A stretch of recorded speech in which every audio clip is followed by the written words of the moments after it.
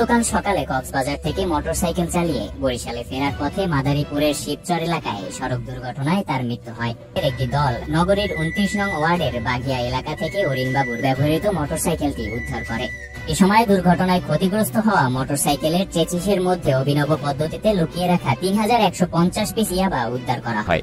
DB police এই গাড়িটা দিয়ে ধরছে, এই যে আমার যে ফোন দিছে, এই যে আমি আসলাম, এই যে আসার পরে দিয়ে পাট সব খোলার পরে দিয়ে এইটা সেসির ভিতরে দিয়ে পাওয়া গেছে। কতগুলো এইটা তো আমার দিয়ে ধারণা নাই, এটা রাখা ছিল দিয়ে এইভাবে দিয়ে এর ভিতরে দিয়ে ভরা ছিল সেসির ভিতরে।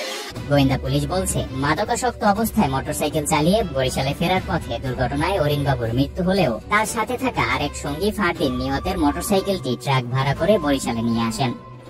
গেছিলাম ঘুরতে, তো আসার পথে ভাই অ্যাক্সিডেন্ট করছে। ওইখানে ডাক্তারটা দেখাইছিলাম, দেখাইতে পারিনি, মারা গেছে সবাই বলতেছে।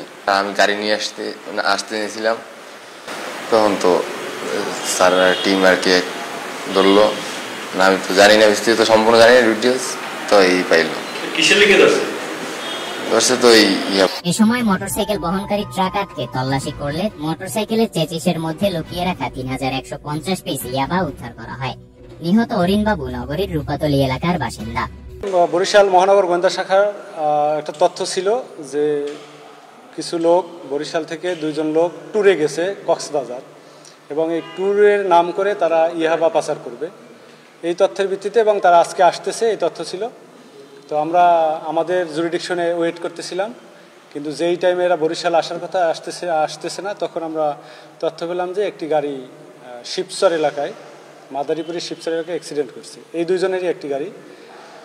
তো একজন যে অ্যাক্সিডেন্ট করছে তার নাম হচ্ছে অরিনবাবু, আর হচ্ছে যাকে আমরা আজকে আটক করেছি তার নাম হচ্ছে ফারদিন।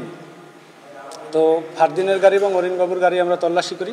দুটো গাড়ি, ফারদিন একটি পিকআপ ভাড়া করে নিয়ে আসতেছিল। তো আমরা এয়ারপোর্ট থানাধীন বাগিয়া মসজিদের সামনে বসে তাদেরকে আটক করি, পথরোধ করে তাদেরকে জিজ্ঞাসাবাদ করি, এবং এক পর্যায়ে স্বীকার করে, ফারদিন স্বীকার করে তার গাড়ির চেসিসের ভিতরে ইয়াবা আছে। এরপরে আমরা একজন মেকানিক নিয়ে যাই, মেকানিক নিয়ে ইঞ্জিন খোলে এবং চেসিস খোলার ভিতরে তার ভিতর থেকে আমরা 3150 পিস ইয়াবা উদ্ধার করছি, যেটা আপনারা দেখছেন। এবং এদের 2 জনই হচ্ছে যোগসাজশে এরা কক্সবাজার থেকে ইয়াবা বহন করে এনে বরিশালে মেট্রোপলিটন এলাকা এবং বরিশালের আশপাশ এলাকায় সরবরাহ করে থাকে।